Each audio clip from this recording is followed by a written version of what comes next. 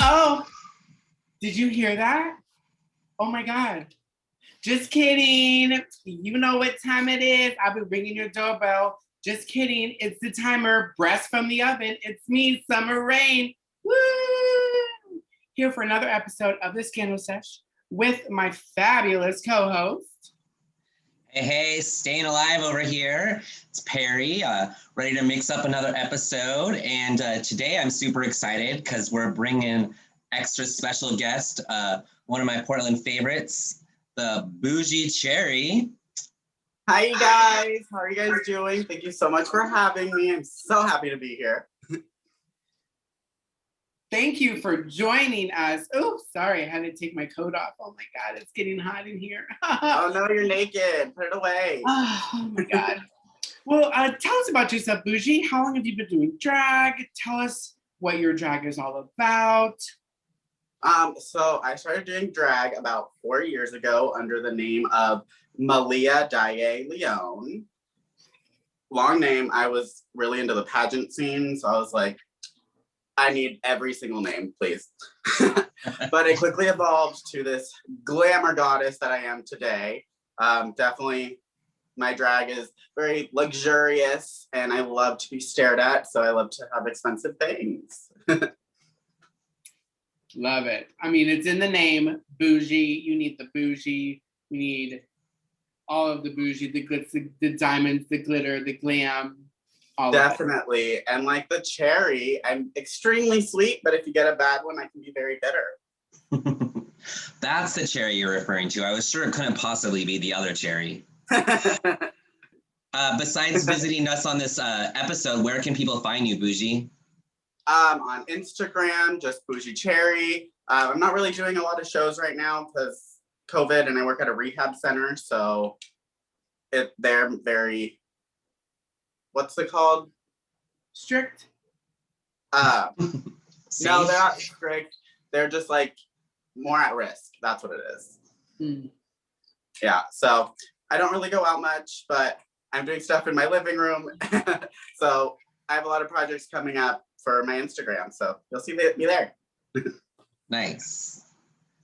Well, let's get into this episode. It was a great episode, Disco-Mentary. Let's talk about these girls based on the groups they split up into. Since Gottmik won the last Maxi Challenge, she got to join whichever group she wanted. So the other girls, they chose their best friend or their person they wanted to be in a group with. We had Rose and Denali, Utica and Olivia, and Tamisha tried to join Olivia, but Olivia was like, sorry, Utica asked first. And then Symone and Lala Ree and Tina and Kandy, and obviously Tina and Kandy were joined by Gottmik because they're the new Rolaska Talks. I mean, obviously. Have you guys heard their name, like, together? No. It's Kagona. Kagona? And I'm like, do you guys realize that translates to, like, shit girl in Spanish? Oh my God. Well, I mean, that's fitting for at least one of them. True. That's right. I noticed on this episode, they kind of coined their name, the Mean Girls. Like, I mean, you could be very creative with a name and you have to do something that's already been done. Why? Right. I mean, but who wants to be part of the Mean Girls? I mean, other than her getting hit by a bus. I mean, I do consider myself a Regina, so I see that. Well, since we're talking about the Mean Girls, let's start off with that group. For their mini challenge, they had to take wallpaper and make a design in 30 minutes. And they created, or their wallpaper was like a sushi wallpaper, and they did catch of the day. What do you think about their mini challenge? It was probably one of the better ones that I saw on the episode. Some of them, I was like, yeah, you obviously made this in 2 seconds. But that one was actually very good, and it was modeled very well by Nick. I don't know about them three. I just have Kandy just, with the last episode, I just feel some type of way about Kandy. I don't know. I love Kandy. I've watched your guys' show, and I know you guys aren't huge fans of hers.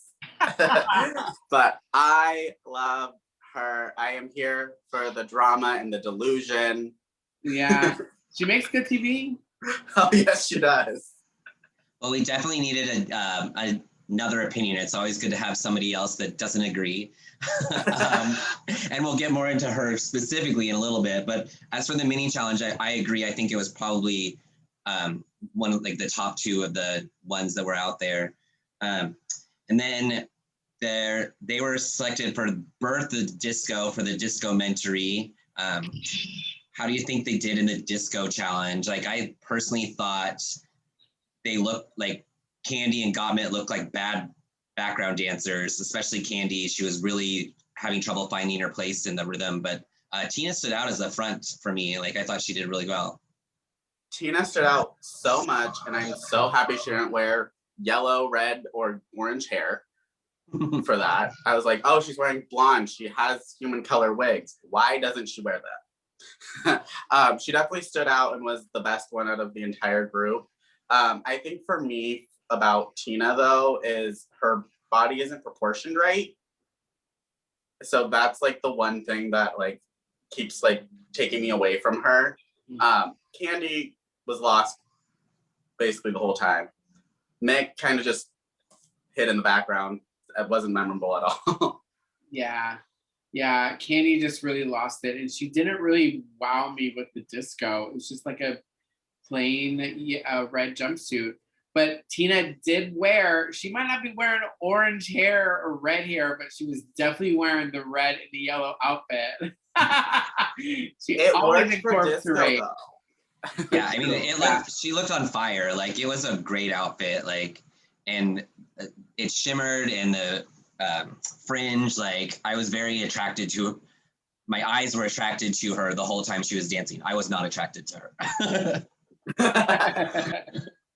You're like, she finally turned me on.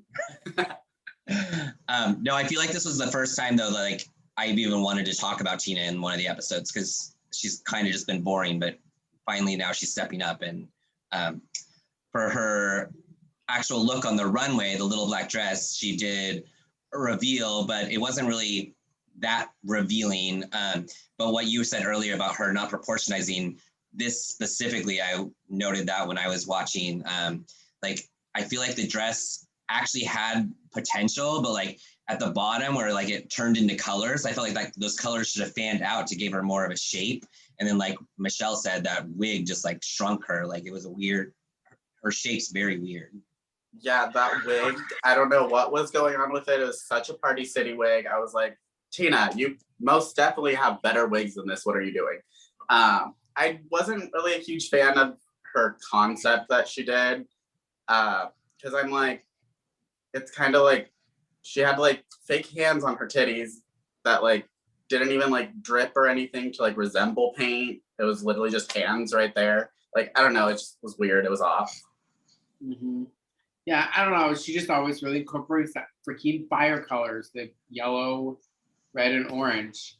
And Kandy came out wearing the dress, little black dress on canvas, which there's a couple things that right away I was like, well, if it was canvas, why wasn't the canvas itself square? The canvas was also in the shape of the dress. I mean, I guess like it would pretty much have to be for walking, but she said it was a reference to Princess Di, which I don't know the reference. I didn't get it. It just, to me, I was like, I thought she was trying to be creative, but it missed the mark. I wasn't a fan. The reference that I got from it was Aja with her original season when she came out doing like the Gaga look, you know? Yes, the Comme des Garçons. Yeah, I think that's what the reference was. Yeah, that like because Lady Gaga, she was saying that like she wore this because they were like beauty has no shape. Yeah. Yes. But I will say this is the absolute best that Kandy has looked on this entire show so far. Like, her makeup was so perfect. That's the only look I've ever liked of hers on this show so far. And it was covered in black paint. I know, it's so sad. Yeah, when they said that her wig looked messy, I was like, well, I felt like that actually made, like, she was going with theme. So, like, sometimes they're always, like, they really don't like the wet wig look on anybody. But I think that for Kandy, sometimes it's the only thing that works with her looks. So that didn't make me mad, but. Yeah, no, I loved like the attention to detail that she did with that outfit because she had like the black paint on her face and like on her arms. So I think she did a really excellent job on this one challenge. One challenge so far, and then Gottmik came out in like a very little tiny black dress that just covered up his no square, which I thought it was actually kind of clever. Bitch, I was gagged. I was screaming at the TV. I was like, I would not have the guts to go out there like that, but I'm happy someone did because that is the definition of a tiny ass black dress. Yeah, I think as far as the runway goes, I think this was definitely in my top two, maybe my favorite of the whole runway. Like, I just feel like it's going to be something memorable, something that they'll be talking about in future episodes. I was watching on the pit stop where Rock Sakura was on there with Trixie, and they were talking about like when they give you a category and the category is little black dress, you pull a black dress off yourself and like, oh, I have a black dress. You're missing the idea because RuPaul doesn't want you to just take the category and do like exactly what they're telling you. You need to be creative with it. And little black dress is kind of hard to be creative with, but this was very creative. I feel like this was the only one that took it to a different level. 100%. I have no idea what I would have done for it, so I'm happy I wasn't on the show. Yeah, so out of those three, I definitely think Tina was the best in the challenge and Gottmik won the runway. But Definitely. Kandy should have been at the bottom. Definitely, I think out of that group was the worst one. Oh, 100%. I completely agree. So the next group was Elliott and Tamisha. They were kind of forced to be in a group together because they were the last two standing after everybody paired up. Tamisha tried to go for a different group, but she was turned away because Olivia and Utica were already together. But I think that it worked out well for them. They worked well together. And then for the wallpaper challenge, they had like a pink and black leopard print.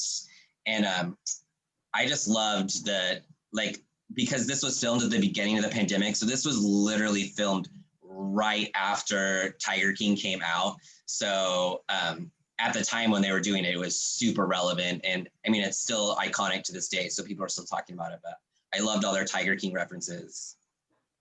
I'm over Tiger King. I'm done with it. Next. I just saw him. I was in the limo when they pardoned him. I was waiting outside for him. You know, I've been with Joe this whole time. He's been my little prison pen pal. It's been great. You're living your best COVID fantasy. I get it. Great. Carol Baskin got my tongue. I think that this look was actually really cute. I don't really remember much of it besides the color, but it was pink and leopard print. There was a bow. Wait, did they have a bow? They had a bow, right? Yeah, they had a bow. Well, I mean, it's easy to blend into the background when your dress is the same as the background. But I do think that what sold this was Tamisha's commentary more than the actual dress itself, and they were the winners of the mini challenge. But the winner of the mini challenge, they got a gift certificate, and that's pretty much it. They didn't have any kind of advantage in the maxi challenge. Yeah, and it was like a $250 or $2,500 gift card, right? Yeah. Yeah. Not a lot. Then they were given disco and sex for their Disco-Mentary. When they were doing the choreography, I felt like as soon as they brought out the hula hoops, I was like, this isn't fair. Like having a prop is even harder. And like, I mean, one of the other groups gets a prop too, but like for Tamisha already struggling, I was like, oh no, this is definitely not gonna work out well. I was like, y'all are giving an older queen a hula hoop to jump through and like do tricks for what? For who? Like, I mean, I think she waiting did a for really her. good job on it. I was waiting for her to jump through like a dog. Have Elliot. Just hold it and jump through. But I don't think that Tamisha did as bad as they like were trying to play it out to be, because she like messed up once, but like kept going. Yeah, but I mean, especially with her having an ostomy bag, with her performing like that, I mean, like she said, it's an open wound, so the worry is there. So there's a huge risk if something happens. But I mean, Elliot was such a standout. For their little black dresses, Elliot's was like she was going to a very formal event, but like it definitely wasn't little by any means. It was a very large black dress, like not just in the fact that it was long, like but also like I just felt like it spoke volumes. Like she wasn't trying to be slutty, like it wasn't a cocktail dress. It didn't meet the theme at all to me. Like I was really surprised that she ended up being in the top with this look. Yeah, she was. It was definitely just like an off the rack dress, which I was a little disappointed in because I feel like Elliot could do better. That wig did not help her at all. I don't think that she should wear rooted wigs, given I wear rooted wigs all the time. But yeah, it just did not work out in her favor. Yeah, her just too basic. The performance was good. The runway was not good. I felt like she was going to a funeral. Like, hi, pick me up. We're going to a funeral. We're gonna see some men, some horny men that are a widow. I don't know what you call a widowed man. Still a widow, right? I think so. I just found out what a gazelle is, so I don't know.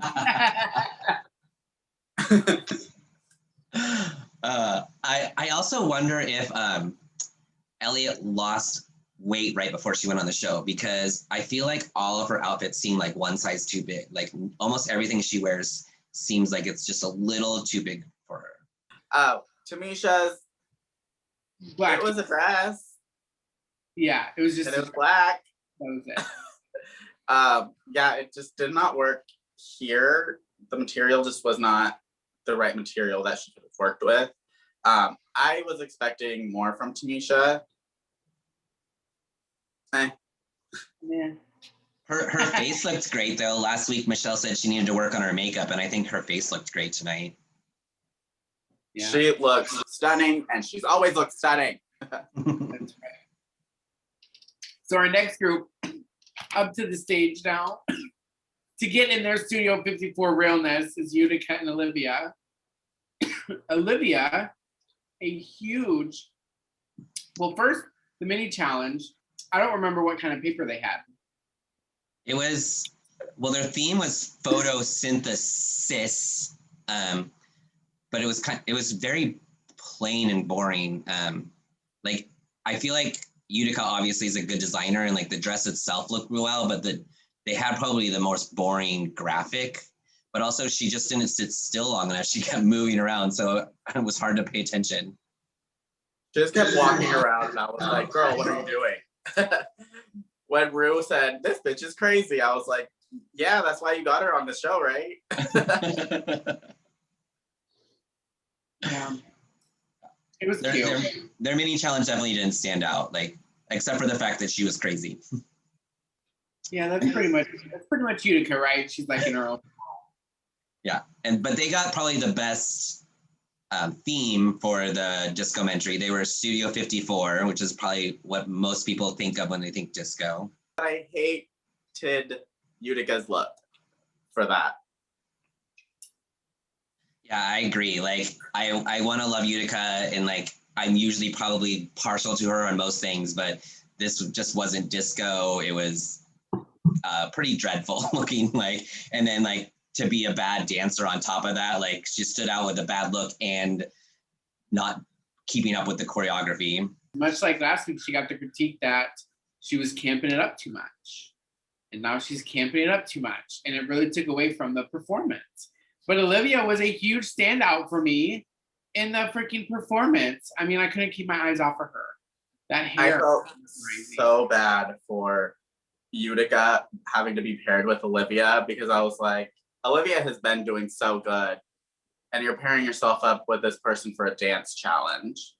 You're gonna get shrunken down next to her. Yeah. Well, I think that we forget that she, like, because she talked early on about being Broadway, she does music, she talks a lot more about music, and I think that we kind of forgot that, oh, she can dance too.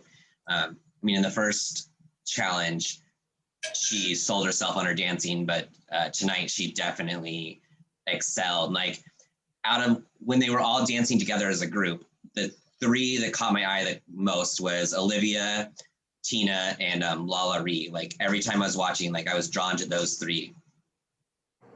Yeah. Oh, I completely agree. All three of them did an exquisite job. But Utica let me down in the runway, though. I mean, I get it after the fact, after she explained that she was matching her earrings, much like me tonight. Just kidding. But it was I don't know, like a plain black dress on a gold bodysuit. Am I the only one that was living for this outfit? Literally, as soon as she walked out, I was like, oh my God, she's her earrings. And then, like, everyone was like, what? And I was like, look, she's literally wearing herself. I loved it. I thought it was creative. She turned around and there was like the hook for the earring on her hat. It was cute. I loved it. See, at one point, RuPaul, when she was walking the runway, calls attention to the hook. So they did see the hook, but they didn't get it either. And I honestly didn't get it. Obviously, you're better at paying attention to details than I am. But my thought wasn't, what is she going for?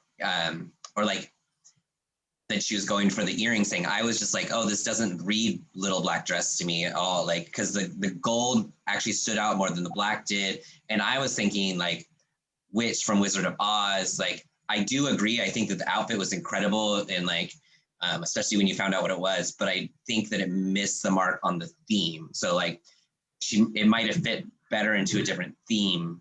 Like, if some other season there was a theme about witches or earrings or something like that, I think she could have won the challenge. But for Little Black Dress, I just didn't think that it worked.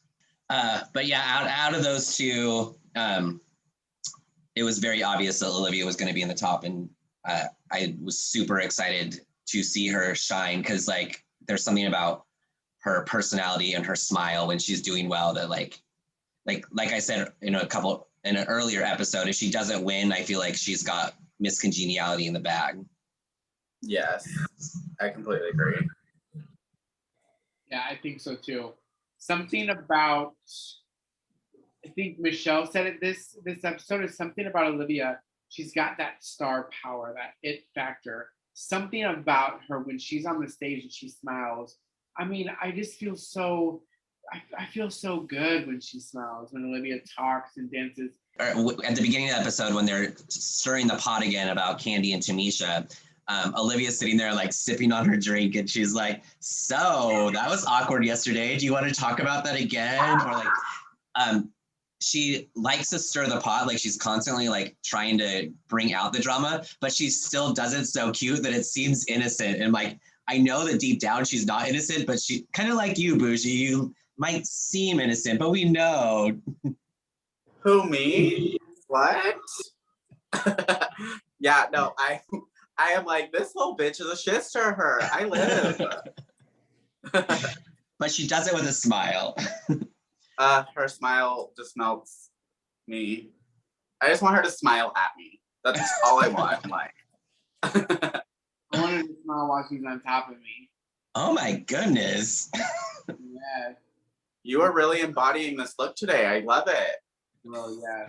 She's got her lingerie on and she is slutty. You know. This is what it does to a woman. All right, so let's talk about the next group. We have Denali and Rose. I feel like they were the quickest to pair up. They're obviously feeling each other in the workroom. They seem to be on the same vibe. And their mini challenge, they had the button Foster look. It was cute, but it didn't stand out to me. It was kind of a little on the boring side. Yeah, literally the only thing I remember from it was the bow on the head and the button eyes. I didn't care for it. It looked cheap and easy. For the Disco-Mentary, their theme was fashion. And I feel like Rosé's look was very disco fashion.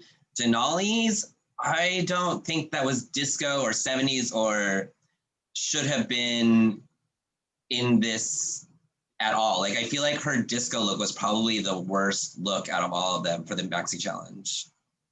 I hated it. Nope. It's a boot. It's cut it out. No.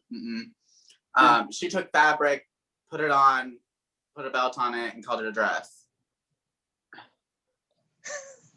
Like, it didn't really say disco, let alone fashion anything. Yeah. Their performance, however, they did an incredible job during their performance. I think Rosé, though, was a little missed it a little for me because she seemed a little more stiff and couldn't really get her leg quite as high as Denali. Yeah, I think almost one of the bad parts of them picking each other and both being really good at choreography was because they just kind of just did it. Like, it didn't give a chance for one of them to stand out. For their runway looks, Denali came out doing like the Kiss of the Spider Woman. I've heard a lot of people really liked this look. I was very confused by like the shape of Denali on this. And maybe it was because like when she opened it up for the spider webs, like there was some weird shape here. And then her reveal, like the spider eyes, I was like, I think we've seen that kind of reveal before. It wasn't shocking to me. The best thing about her look was when she turned around and like the web was rhinestoned on her back. That was cool. That was it. The eyes were cute. They weren't like blended in right. So it was like, it just looked like a prosthetic stuck to your forehead. Yeah. I like the concept, the Black Widow, the spider. She could have executed a little bit better. Yeah. And then I am going to start calling Rosé Princess Lufa. Her little black dress look, once again, like I think this is the 5th time we've seen her come out with a loofah attached to her. I think that the idea was cute, but the execution was not so cute. Like when she turned around, her back had the proper shape, but her front side didn't. It was very square. For me, I thought Rosé was wearing a pillow. I was like, oh, she really brought like the COVID, like bring it to the runway at your house. When she turned around and it was like the right shape, I was like, I would wear this. This is cute. But she is giving the same exact thing every week, and I'm bored with it already. There must have been a discount at Joanne Fabrics for Tool. And they both seemed really bitter about not being in the top. And I was like, I don't think that you guys get why you're not in the top. Like that, they're not very humble in, like, I think that that's what's holding them back too, is like, instead of worrying about why I wasn't in the top or saying I should have been in the top and I'm not, say, why wasn't I in the top and do something to make yourself better next week. Like use that to light a fire and encourage you instead of just like, I feel like they're whining about it and like not trying to be better. Well, our last group, Lala Ree and Symone, they have Disco Sucks, which I've never heard of Disco Sucks before. When I saw that, I was like, what about Country Sucks? Where's that?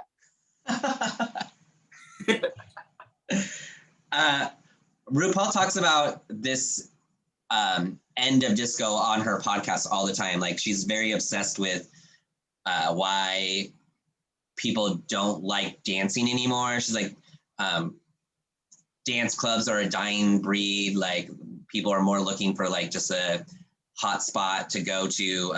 And when you get to a dance club, the dance floors are empty compared to what they used to be. So this is definitely like something that RuPaul is obsessed with. But I didn't know that much about it either. And I was kind of glad that we had this little moment with Lala and Symone where RuPaul explained like the whole burning of the records, and they just didn't like that people were dancing because it made people seemed too free. So they wanted to stop us. Like they're always trying to stop us when we're free. They also, their mini challenge, I actually kind of thought the pepperoni wallpaper that they had could have actually been really fun, but they just like pasted these tiny little triangles on Lala, and it was barely, like they barely used any of the wallpaper. I was laughing the entire time for their thing because I was like, how is it that this is better than Lala's runway last week? I was like, you guys did not just take paper, stick it to your nipples, and call it a day. I just feel like pizza is like, it's such a meme that like the gays love, and they could have gone somewhere with it and they could have easily like rocked this one, but they didn't. Oh, 100%. 100%. But on the flip side, in the performance, Symone and Lala looked really good, and they both had really good energy. For the disco challenge? Absolutely, yeah. Oh, yeah. They were the most memorable duo for me, just because like they both looked so good and they both were like at the same level and neither one of them outshined the other. See, for me, I think Lala stood out for me. Like, I feel like she was super high energy, and like Symone was giving good energy, but she seemed just a tad bit on the stiff side. But I do think they both did well. Symone talks about in Untucked that she's like, oh, I'm glad I had a good runway because I screwed up in the challenge. I was like, no, I don't think you screwed up. Like, I think you did solid. Like I want more bald looks.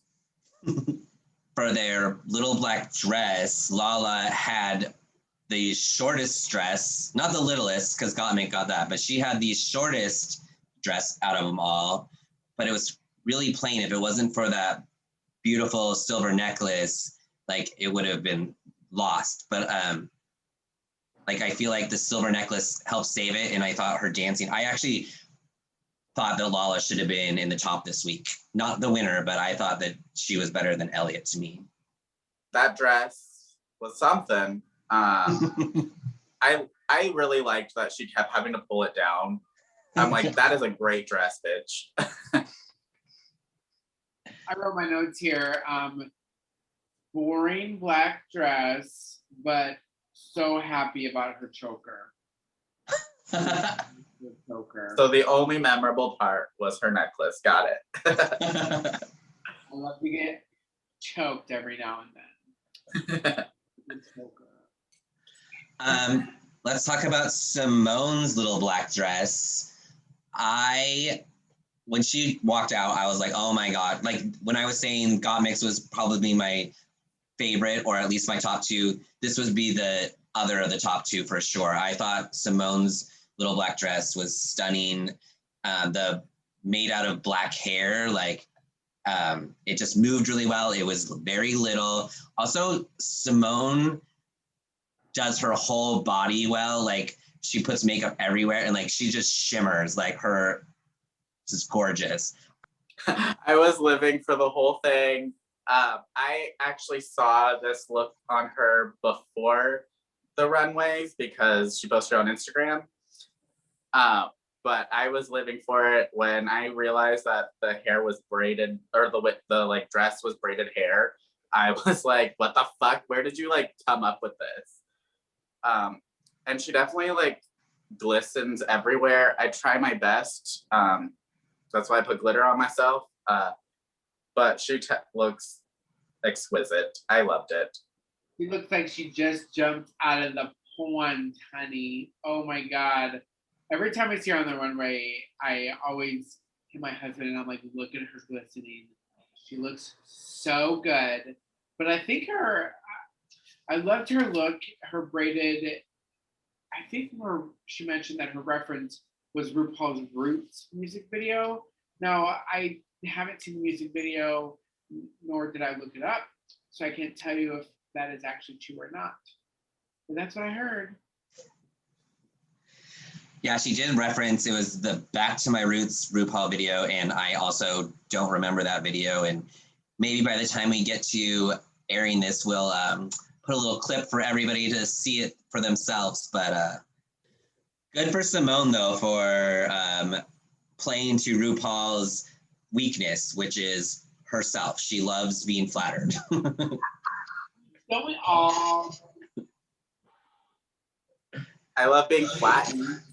Flattened? Ooh. So that was all the looks. Like, who would have been your top 3 and bottom 3? I don't really have any tops because none of them really stood out to me, like to be like in the top, like really, really good. Yes. Except for like Tina and Olivia. Those are like my top 2. And then bottom would be everyone else.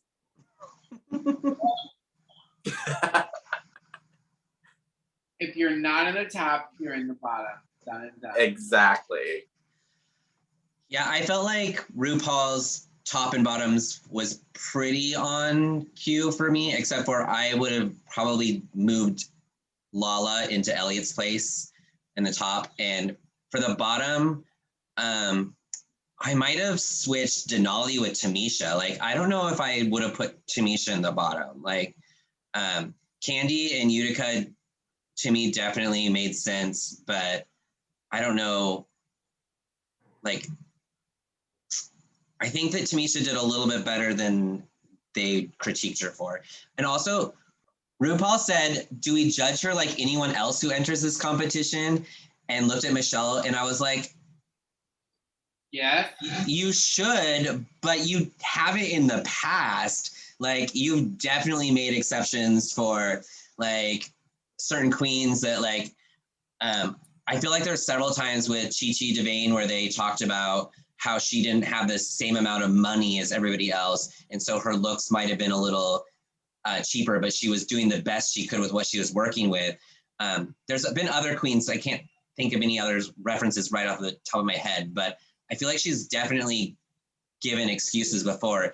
And finding out that Tamisha was wearing an ostomy bag and just recovered from cancer, I feel like the little tiny minute things they were picking on her for, I feel like seemed trivial compared to some of the things that other queens did worse. Yeah. I wish she would have addressed it while being on the show and like would have told everyone that she had that. Not to like try to like give herself an advantage, but just to like so that they would know to take it easier on her during like the dance challenges. Yeah. Right. But would it really like benefit her to do that if, you know, the other queens, she wants the other queens to see her as a competition? Like, that wouldn't. I feel like it would have benefited her just because like she would have been able to still shine and be herself, not to the same caliber, but they would have found something she could have done to make her shine. Yeah. But in the end, they chose Tamisha and Kandy to lip sync. So I feel like this is like one of the biggest examples of when you know that it's not just reality, it's a produced show. Like, you know, the producers saw them fighting last week and they're like, we have to make sure they're the bottom 2 because the audience is going to love they fought in Untucked, now we're going to let them fight in the lip sync. Like, I mean, they did this with Coco and Alyssa back on season 5. Like, let the rivals have it out on the lip sync. And was it fair? I don't know. Am I not a big fan of Kandy? No, but Kandy killed this lip sync. Yeah. I didn't think so. What? You're supposed to be her fan. I am her fan, but I did not think that she did as good as to stay. I think Tamisha did 10 times better and like embodied the song while Kandy just like cried and whined while performing. Swollen face. For me, I would have done like a double save because I think they both did really good, but I think Tamisha did better. See, there was a couple of times where I was watching and I felt like Tamisha was looking at Kandy to see what Kandy was doing instead of performing. And so that was when I was like, oh, I'm pretty sure Kandy won this. But yeah, I would have been super happy with a double save, like, especially with what Tamisha's gone through. I just want to see more from her. And like, I think it's very obvious that she's going to be on All Stars. Like, I don't think that the fans will tolerate her not being on All Stars. Plus, also, she was the best. Like, it's so funny that this happened the same week as on UK. Ginny just walked off, like the worst sportsmanship ever, and then the best sportsmanship ever. Like, Tamisha was so gracious when she left and hugged Kandy, and when Kandy said, "I'm sorry," I was like, "Oh no, my heartstrings." Oh, no. But I'm happy Olivia won. Did you think Olivia should have won the episode? I agree with the winner, mainly just because she melts my heart and she deserves the world. After she like said that she lost all that weight and everything, that just made me love her more. I was like, you struggled so much and now you're at this point. I live for you. Right. Yeah. I mean, I'm definitely a huge Olivia fan. I'm rooting for her. So I was super excited that she won, and I think she deserved it. She's definitely still in my tops. I think going forward, I'd say Symone and Olivia are the ones to beat for me. Yeah. But there's going to be some ones in there that are like the silent but deadlies. Yeah. For me, my tops are like Denali, Symone. I know you guys are going to hate me for this. Kandy, and Olivia. We were rooting for you. We're rooting for us. I mean, I am happy Kandy has fans. I'm just not one of them. Like, so I'm not gonna hate you because you like her, and like we said on last week's episode, I'm not gonna hate Kandy either as a person because of anything that happened on this show. And shame on everybody that's sending bad fan mail. Oh, that was me. I was like, get off the show because I need to be on. Well, thanks for joining us on this little episode, Boujee. It was a pleasure to see you as always.